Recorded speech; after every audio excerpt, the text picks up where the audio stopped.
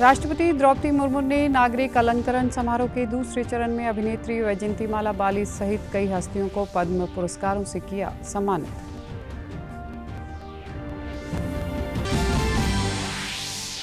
हरियाणा की सियासी हलचल पर मुख्यमंत्री नायब सिंह सैनी ने कहा, हमारे पास पूर्ण बहुमत, सरकार को कोई खतरा नहीं। विपक्ष ने की राष्ट्रपति शासन लागू करने की मांग।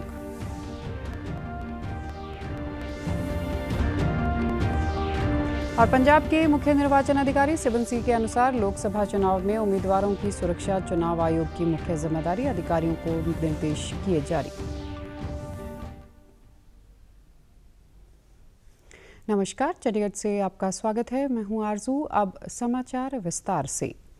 राष्ट्रपति द्रौपदी मुर्मू ने कल नई दिल्ली में अभिनेत्री वैजयंतीमाला बाली और अभिनेता कोनिदला चिरंजीवी को पद्म विभूषण से सम्मानित किया, जबकि मीडिया दिग्गज हॉर्म्स जी.एन. कामा और सत्यजीत मुखर्जी मरणोपरांत को पद्म भूषण प्रदान किया गया। हॉर्म्स जी.एन. कामा को साहित्य एवं शिक्षा पत्रकारिता के क्षेत्र में पुरस्कार मिला है, वहीं सत्यव्रत मुखर्जी को सार्वजनिक मामलों के क्षेत्र में पुरस्कार दिया गया है।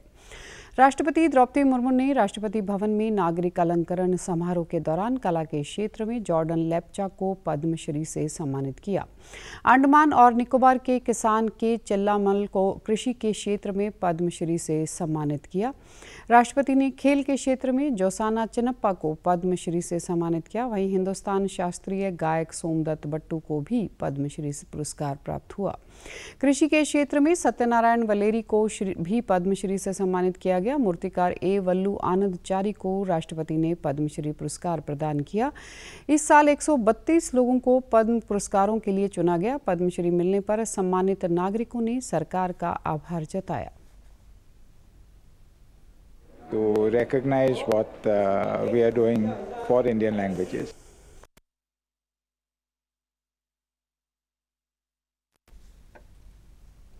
प्रधानमंत्री नरेंद्र मोदी ने पद्म पुरस्कारों से सम्मानित किए जाने के बाद सभी सम्मानित गणमान्यों के साथ सामूहिक चित्र खिंचवाया। इस मौके पर राष्ट्रपति, उपराष्ट्रपति, गृह मंत्री सहित कई गणमान्य भी उपस्थित रहे। हरियाणा के मुख्यमंत्री नायब सिंह सैनी ने कल करनाल में महाराणा प्रताप की जयंती पर आयोजित समारोह में शिरकत की। इस मौके पर उन्होंने प्रतिमा पर माल्यार्पण करते हुए कहा कि महाराणा प्रताप उच्च कोटि के देशभक्त और न्यायप्रिय शासक थे। आज हम उनके दिखाए रास्ते पर चलने की आवश्यकता है। इसके बाद पत्रकारों से बातचीत में उन्होंने हुड्डा और विपक्षी पार्टियों द्वारा सरकार गिराने के सवाल पर कहा कि ये सब मुंगेरी लाल के हसीन सपने देख रहे हैं। हमारे पास पूर्ण बहुमत है। उन्होंने कहा कि दोबारा विश्वास मत हासिल करने की बात आएगी तो फिर से विश्वास मत हासिल करूंगा। सरपंचों की नाराजगी पर उन्होंने कहा कि कोई भी जनप्रतिनिधि उनसे नाराज नहीं है। कल ही 30 सरपंच हमारी पार्टी में शामिल हुए हैं।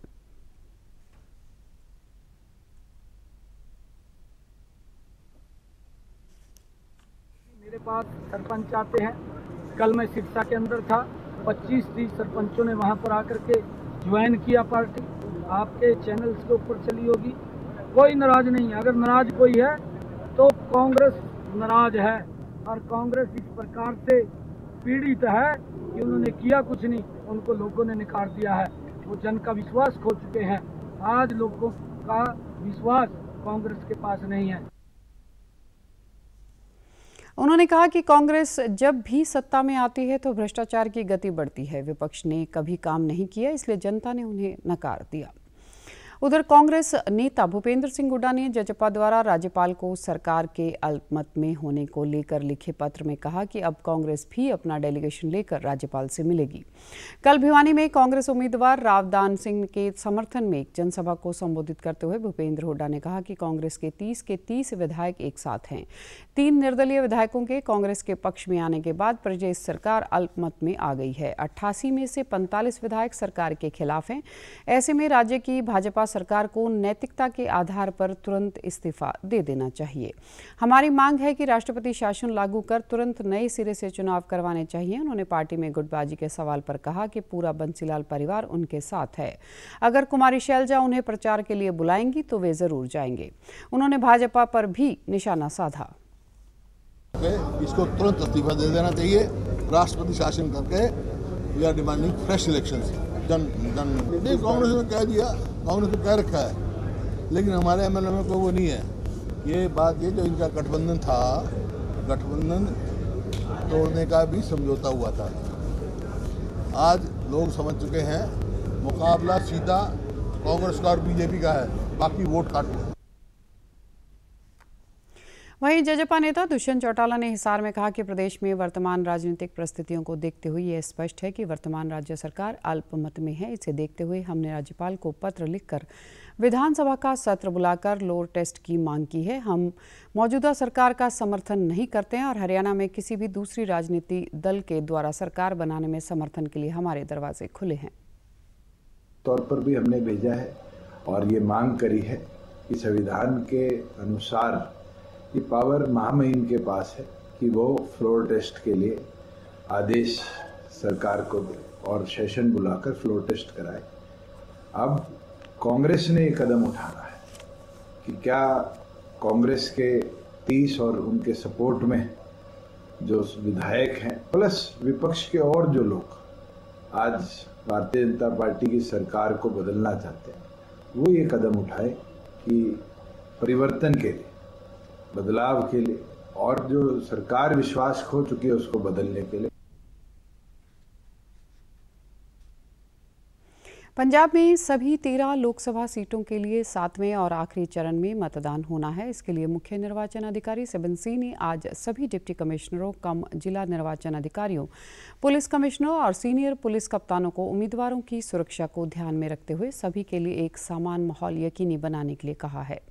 चंडीगढ़ से जारी एक प्रेस बयान में मुख्य निर्वाचन अधिकारी ने कहा कि उम्मीदवारों की सुरक्षा को यकीनी बनाना जिला चुनाव विभाग की प्राथमिक जिम्मेदारी है और भारत निर्वाचन आयोग इस मामले प्रति पूरी तरह गंभीर है। सभी संबंधित अधिकारियों को जारी एक पत्र में उन्होंने कहा कि उनके ध्यान में आया है कि राज्य के अलग अलग हिस्सों से चुनाव प्रचार में विघ्न डालने की कई घटनाएं सामने आई हैं। आंदोलनकारी किसानों द्वारा राजनीतिक पार्टियों के उम्मीदवारों को चुनाव प्रचार करने से रोका जा रहा है, जिस कारण वे राज्य के नागरिकों को अपने चुनाव घोषणा पत्र से अवगत नहीं करवा पा रहे। उन्होंने कहा कि ऐसी कार्रवाइयां भारत निर्वाचन आयोग की हिदायतों और दिशा निर्देशों का उल्लंघन है। उन्होंने कहा कि किसी को भी कानून अपने हाथ में लेने की इजाजत नहीं दी जाएगी। पंजाब के किसानों के एक प्रतिनिधिमंडल ने आज मुख्य निर्वाचन अधिकारी के साथ उनके दफ्तर में उनसे मुलाकात की। इस दौरान सिबन सिंह ने किसान जथेबंदियों को अमन कानून की स्थिति बनाए रखने और राज्य भर में चुनाव लड़ रहे उम्मीदवारों की चुनाव मुहिमों में विघ्न न डालने की अपील की है। लोकसभा चुनाव के लिए नामांकन पत्र भरने के तीसरे दिन पंजाब में 13 लोकसभा सीटों के लिए 28 उम्मीदवारों ने 31 नामांकन पत्र दाखिल किए हैं। पंजाब के मुख्य निर्वाचन अधिकारी सिबन सिंह ने बताया कि लोकसभा सीट फतेहगढ़ साहिब और होशियारपुर से एक एक उम्मीदवार ने नामांकन पत्र दाखिल किया है। संगरूर, अमृतसर, भटिंडा और फिरोजपुर से 2-2 उम्मीदवारों ने नामांकन पत्र दाखिल किए गए हैं, जबकि पटियाला से 3, अनंतपुर साहिब से 3, खडूर साहिब से 4 और लुधियाना से 5 उम्मीदवारों ने नामांकन पत्र दाखिल किए हैं। वहीं फरीदकोट से 3 उम्मीदवारों ने 6 नामांकन पत्र दाखिल किए हैं या एक उम्मीदवार की तरफ से 4 फार्म भरे गए हैं। मुख्य निर्वाचन अधिकारी ने बताया कि गुरदासपुर और जालंधर लोकसभा सीट के लिए भी किसी भी उम्मीदवार ने वीरवार को नामांकन पत्र दाखिल नहीं किया। जिक्र योग्य है कि 7 से 9 मई तक 61 उम्मीदवारों की तरफ से 68 नामांकन पत्र दाखिल किए जा चुके हैं। पटियाला में किसान आंदोलन के चलते लोगों को परेशानियों का सामना करना पड़ रहा है। आंदोलन के दौरान राष्ट्रीय राजमार्ग को जाम करने से लोगों को असुविधा का सामना करना पड़ा। इसको लेकर स्थानीय लोगों ने पंजाब सरकार के प्रति नाराजगी जताई।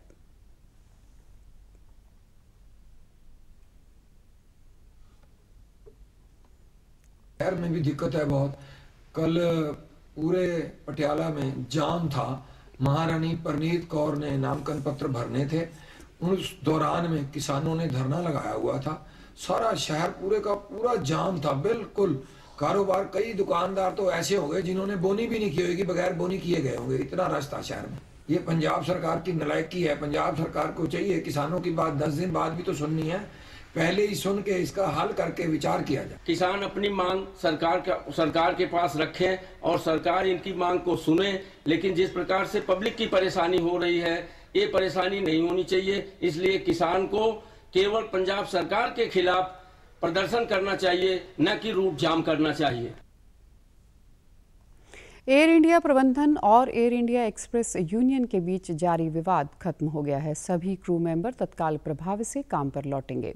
सभी निलंबित क्रू मेंबर्स का निलंबन तत्काल प्रभाव से वापस ले लिया गया है। कोचीन हवाई अड्डे को छोड़कर केरल के बाकी 3 अंतर्राष्ट्रीय हवाई अड्डों में यात्रियों को air India express cabin crew की अचानक हड़ताल का खामियाजा भुगतना पड़ा। ऐसे में अंतिम समय में कई उड़ानें रद्द हो गईं, जिससे यात्रियों को काफ़ी मुश्किलों का सामना करना पड़ा। कन्नूर अंतर्राष्ट्रीय हवाई अड्डे से खाड़ी राज्यों के लिए 6 भारी उड़ानें रद्द कर दी गई। साथ ही 4 आंतरिक उड़ानें भी रद्द हुई। इसके अलावा कालीकट हवाई अड्डे पर आज 4 अंतर्राष्ट्रीय उड़ानें रद्द की गई। आज अक्षय तृतीया का पावन पर्व है। इस शुभ तिथि पर विश्व प्रसिद्ध श्री केदारनाथ गंगोत्री धाम और यमुनोत्री धाम के कपाट खुलने के साथ ही 4 धाम की यात्रा की शुरुआत हो गई है। आज विधि विधान के साथ श्री केदारनाथ धाम के कपाट श्रद्धालुओं के लिए खोल दिए गए हैं। हजारों श्रद्धालुओं ने जयकारों के साथ पहले दिन बाबा केदार के दर्शन किए। प्रदेश के मुख्यमंत्री पुष्कर सिंह धामी कपाट खुलने के शुभ अवसर पर विशेष तौर पर मौजूद रहे।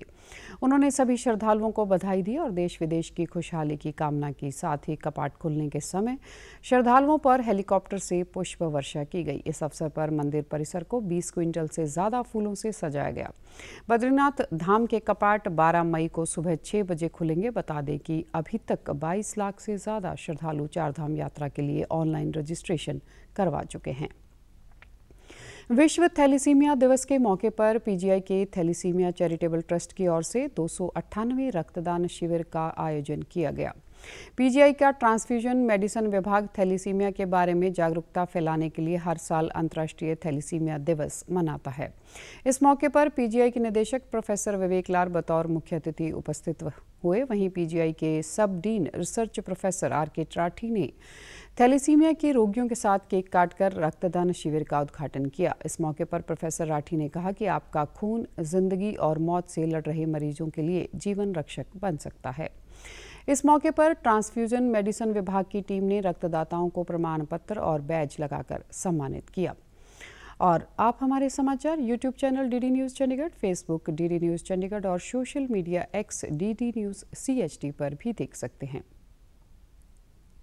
इसी के साथ चंडीगढ़ से समाचारों का सिलसिला समाप्त होता है।